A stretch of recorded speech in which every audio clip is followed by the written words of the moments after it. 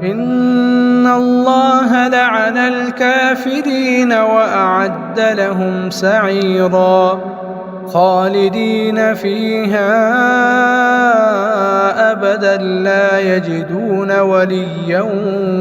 ولا نصيرا يوم تقلب وجوههم في النار يقولون يا ليتنا أطعنا الله وأطعنا الرسولا وقالوا ربنا إنا أطعنا سادتنا وكبراءنا فأضلونا السبيلا